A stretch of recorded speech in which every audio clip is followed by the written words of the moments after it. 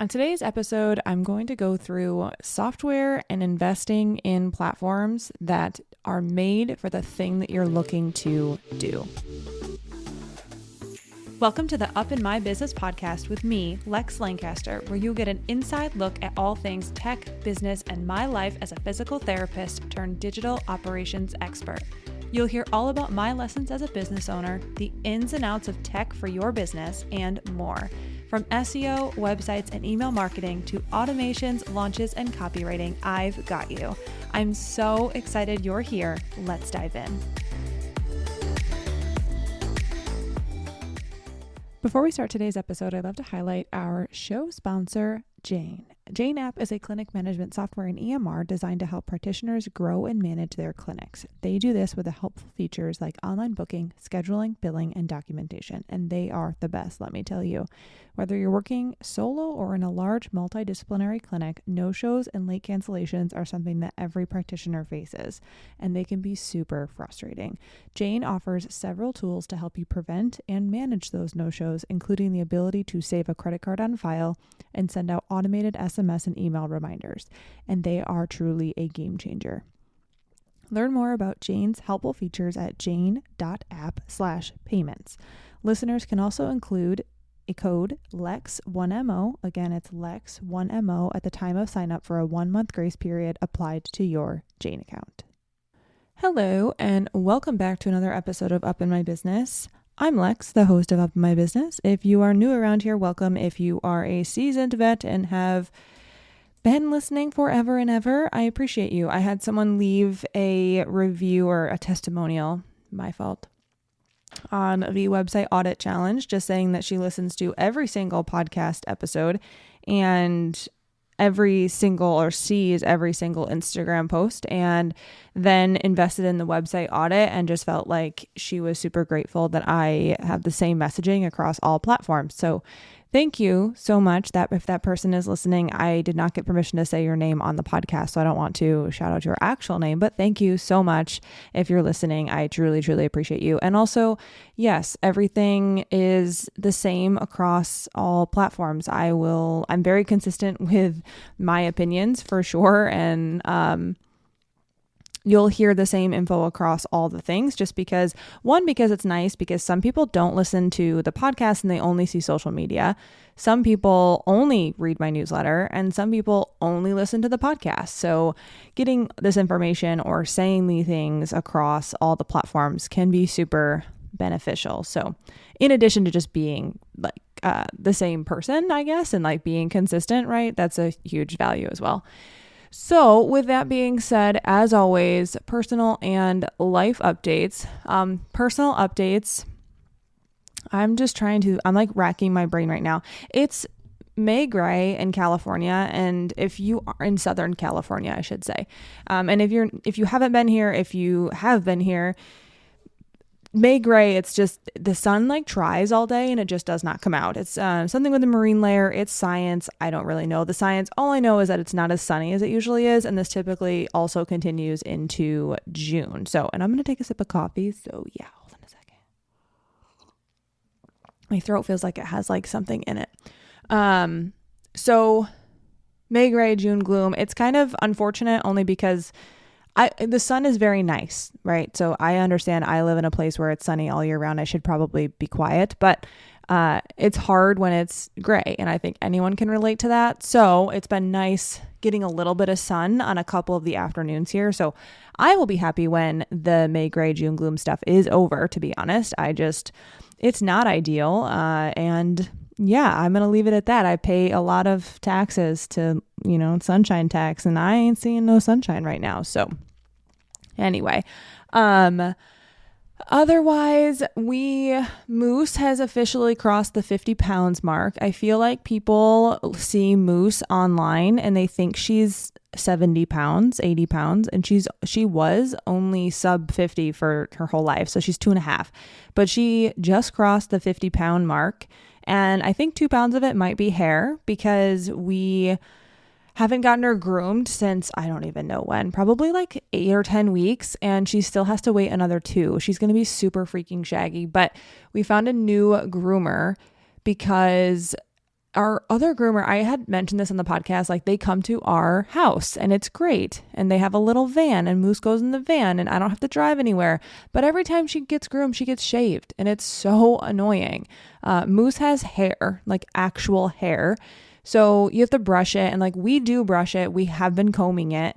And the easiest way to cut a doodle's hair is to shave it, obviously, like to just take the buzzer and shave it all one length. But that means that it's literally a cycle of shave, being bald, looking good. And then we like the long length, and then we take her and she gets shaved and then she looks terrible again. And we're like, this is awful. And honestly, if you have a doodle, you get it. Like they don't have to shave them. And I understand like mats and no mats, and we take care of the dog. Like she's not covered in mats. When I first moved to California, I will say she definitely had more mats than she had mats for sure. And like that shave was probably necessary, but at this point she does not. And it just feels like a cop out to not have to hand clip her. So anyway, we found someone thanks to Shantae's friend, but we're going to bring her there and they do hand clipping. So have our fingers crossed that we won't have a shaved dog. But the good news is Moose is also gaining weight. So Moose doesn't look ridiculous. If she does need to get shaved, she now has like her head isn't so much bigger than her body like it used to be. She used to look absolutely ridiculous. So Moose is getting groomed. That's exciting. This weekend, so I'm recording this on Friday. This weekend, Shantae and I are going to the Huntington Beach Open for the AVP beach volleyball tournament, and super exciting because the pros are here. It's wild to me that there are Olympians just playing volleyball where we live, and we got tickets for the stands thanks to one of our friends, Kim, and we're gonna go all day, I'm assuming, tomorrow, and then probably Sunday too. I mean, we have volleyball on Sunday, but hoping that we can go watch the championships on Sunday as well. So we'll see, but really excited because it's cool to get to watch a professional sport in your backyard. They are in Huntington, so it's not right next door, but I mean, 20 minutes, and LA traffic, maybe 30. But I say LA traffic, it's really not LA traffic. It's just like living in Southern California. There's a lot of cars, but it's maybe 30 minutes away, if that. So we'll go there, hang out, do all that stuff. And volleyball is obviously a big part of both of our lives. So just super excited to spend the day doing that this weekend. Otherwise, personal stuff, we booked a big trip. I'm not going to talk too much about it because I don't really want you guys to know where I'm going and when I'm going there, at least not until we're like closer. And I'm really crossing my fingers that the weather is going to be good, but we booked a trip for the fall. So really excited to go on a trip. It's been in like just not right next door, not Las Vegas or, whatever. So we booked a trip. This is going to be part of my business update, but I looked at my calendar and I was like, oh my God, so much movement, if you will, in the last part of the year. But personal updates, other than that, really nothing else. We have been just kind of hanging out since my parents left and not doing too much. Obviously we went to Vegas, but haven't really done more house updates. Really, we have to find very specific things now. Like the house is it's been livable, but we now have very specific decorating things to get. And I think it's just like when something comes up, we'll do it.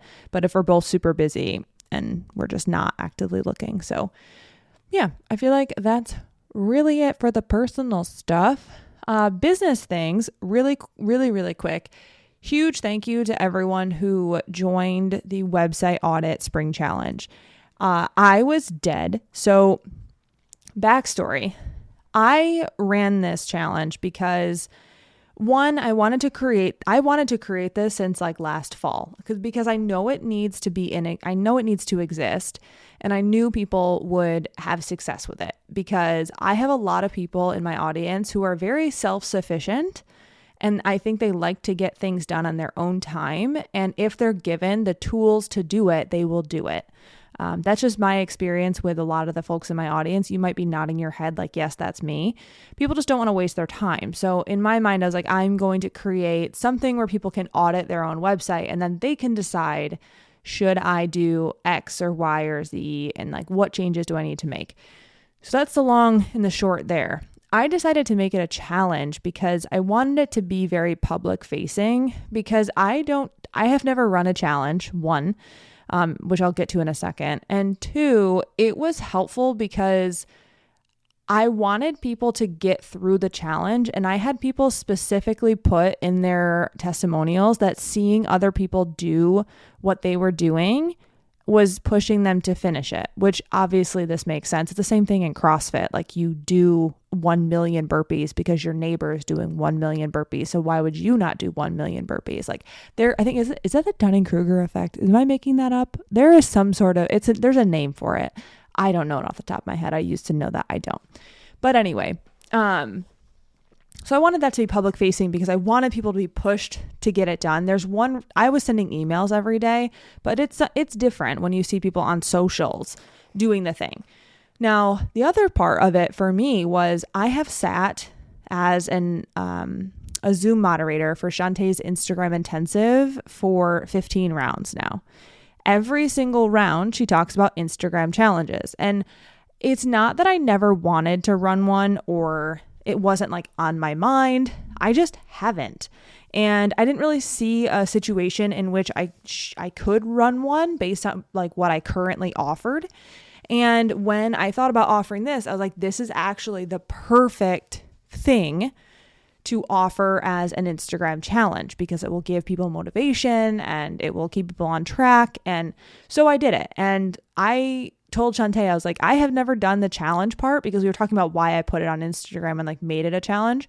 And I really just wanted that experience. And if you've taken the Instagram intensive, you know what I'm talking about. Like, we talk about the challenge and how the first challenge that Shantae ran, like I was helping answer all the comments and the questions because when you manage a challenge, it's a lot of stuff. And so I honestly was so tired because I let it be easy on my end. I wasn't in my stories, meaning like face to face talking in my stories every single day. I was posting in my stories every day and sharing every single response and DMing a million times a day. So my text thumb, which yes, I have that was really, really bad at the end of the week. And just energetically, I was tired because it was a full 7 days. So with that being said, if you have not run a challenge, Shantae does talk about it in the Instagram intensive. And if you want to know anything about Instagram, get on the wait list for that. But I ran one and I was tired and I don't think I'll run another one ever again. Like I was very, very clear that I will only run the website audit challenge once. I didn't want it to be a recurring thing. And I'm glad I did it because it gave me a lot of information and I really, really loved running it. It gave me so much, I don't want to say content because yes, content, but also it just showed me what strategies work for people who aren't currently in other programs that I have. So it was just very, very nice. And I really loved the fact that so many people were getting value out of it. I knew that the information in there was valuable, but to see people make changes and write down concepts and DM me and like, I had no idea that this wasn't there, this would help, or this wasn't working. It was mind blowing. And I feel so, so grateful that people trusted me to walk them through this process. Now, I will say that it's now on my website as a mini course. It's the price did go up. I did the challenge for a low cost, and anybody who completed the challenge or did the challenge, signed up for the challenge and filled out my testimonial form also got an invite to a bonus Q&A call, which I'm doing when this launches this Wednesday. So the first round of all of my stuff, I learned this from Shantae, the first round of anything I offer is the round to get in because you get all the stuff, you will get all the bonuses.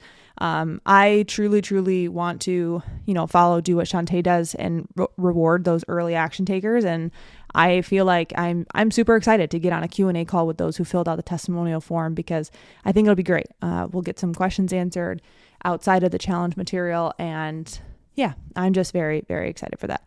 So if you want to have a step-by-step method to audit your website, or if you honestly just want to know what people got out of it, I'm going to link the sales page, the info page in the show notes. Go read it. Go check it out. Honestly, it will give you a lot of information about what people are getting out of it. And if you feel like it could benefit you, I would enroll. And it's a one-time thing. and you're going to have this for the rest of your life.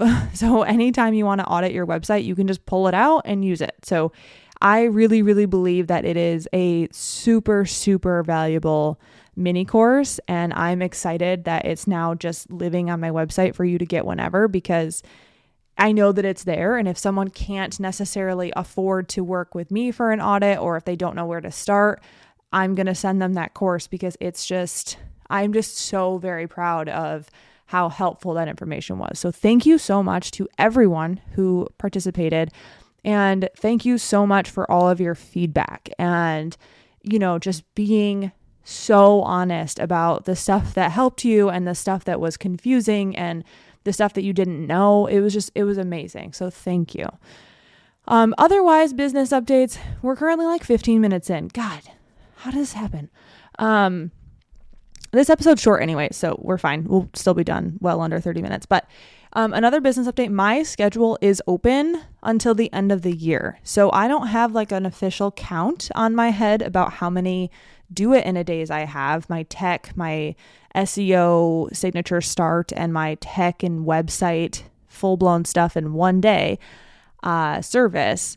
I don't have a count right now, but I do know that everything is ready. And I know that at maximum, I have, I believe, 8 or maybe 9 for the rest of the year. So outside of those 8 or 9, you're booking into 2025. And I'm officially, I have blocked off the last 2 weeks of December and the first week of January as of right now. For live calls, like I may do stuff in the back end, but I am deciding to take those 3 weeks off of live stuff. And I'm very excited about it. It's not that I don't like it by any means, but I'm just doing all of my back end. My retainer clients will probably be scheduled somewhere in that area, but Christmas is kind of in a weird spot this year. It's on a Wednesday, so travel becomes kind of difficult to go to my family. And then we like to be back home here for Shantae's birthday. So we'll see. We'll see what happens. But yeah, so schedule's open. If you are looking to schedule something in the future, please feel free to jump on my calendar. If you don't know what to schedule a discovery call and we can chat. But if you're looking to have anything done in the rest of the year, I would consider booking early. Right now, I'm officially booking into mid-July. So it's about 2 months ahead of time. So yeah, that's really all I have for the schedule updates. I'm looking at my calendar. Okay, I think that's it. Today I want to talk about software and choosing software for your business and the thought that you're double paying for something. So this really comes from a place of coaching a lot of people at this point. I've coached so many people into choosing different software and maybe switching from different software options for courses and websites and podcasts and the thing that I always hear, the two things that I always hear, one is, how do I want to word this? People will oftentimes be concerned about the money. So they will say, that's expensive. Are you sure it's the best option? Like, I don't want to pay for it, basically, if it's not good. Another thing that people will say in relation to that is that they're just starting out, so they don't have a ton of money to spend on software. I get it. And then number 3, people feel like they're double paying. So let's break it down. We'll attack the double payment stuff mostly here, because when I recommend a software, you can guarantee that the one that I'm recommending is the best for you, whether it's financially, time-wise, integrations-wise, the ability for it to talk to other things, user experience-wise, building-wise, whatever. I promise you the stuff that I'm recommending is always the best software that you're going to find for what you need it for. So we won't really spend a ton of time there. I understand, you might be like, well, that's your opinion, Lex. I don't use what you use and I do just fine. I hear you. For me, I'm like, I have been on multiple software options. I have used a lot, and I also have clients on different software. It's not all the same stuff. And when I'm working on different people's things, I can notice a very, very drastic difference between the operating system and the client experience, what have you. So this is where my opinions really develop from, but with a big basis of, do they talk to each other? Because software options should be able to talk to each other. So if they don't, that's typically a problem that we want to not have to face. Taking more coffee, more sips. So good. So software, the double paying thing. People oftentimes, and I understand the concern, they will think that because a software they are already paying for offers this thing, this other thing that they need, why would they not just use that software? Example, Squarespace is built for websites. Squarespace has added a course feature. It's added an email marketing feature. It can host your podcast. And I'm going to tell you, don't use it for any of those things. Please only use it for your website. Now, this is where I'm like, okay, we can't use it for courses. Now we have to go get Kajabi because Kajabi is the best for courses. Kajabi also has websites and email marketing. You can also actually host your podcast on Kajabi. So why would we have Kajabi on top of Squarespace? That sounds crazy. I'm paying for two different things. And when they both do the things that I'm paying for, I hear you. The reason that we pay for multiple platforms and we don't rely on platforms that claim to do multiple things is because software overall is built for a specific thing. The reason they add the add-ons and the extra features and these new things is not because it's built for that. It's because they want you to stay on their platform. They want you to stay there and put your course there. If you're on Squarespace and you have a website there, now that Squarespace has courses, they want you to put your course there. Of course they do, because that means you're going to be paying them extra money, not a different platform. Okay, so that's why they do it. It's not because the software is as good as another place. So when I recommend different software and people paying for multiple things, it's simply because software is also niched down, just like all of us should be. Software is built for a certain thing, and then it expands on that certain thing because in order to keep people on that platform, it's nice to have everything wrapped in one. But oftentimes, things that have all these things wrapped in one are never great at anything. Now, I say anything and what I should say, they're never great at all of the extras, but they're always good at the thing that they came out for, right? So the long and the short there, and really the message that I want to get across is it's okay to diversify your tech platform, your tech stack. It's okay to have Squarespace and Kajabi and ConvertKit and Acuity. Do all of the platforms do a lot of the other things that those platforms do, like Squarespace and Kajabi. They both offer courses and websites. But I never will use Squarespace for courses, and I never would put my website on Kajabi. So here's my little rundown, if you will, of preferred software based on clients and, myself and, having been doing this for 7 years now. Websites, Squarespace. Courses, Kajabi. Email marketing, ConvertKit. Podcast, Buzzsprout. Scheduling, Acuity Scheduling. Those are like the bare minimum of things that I recommend for different tasks. Now, I will tell you that some folks will choose to use other software, and especially for courses, because Kajabi can be expensive, but they just released a new plan that is $69 a month, so there's no excuse not to start with Kajabi. Just saying. It's cheaper than every other platform, and it has all the features, and you'll never have to move. But anyway, I'll also put a referral link for Kajabi, the new plan, in the show notes if you want to try it out. But the long and the short here is just know that my whole goal is for people to set up things they don't need to redo later.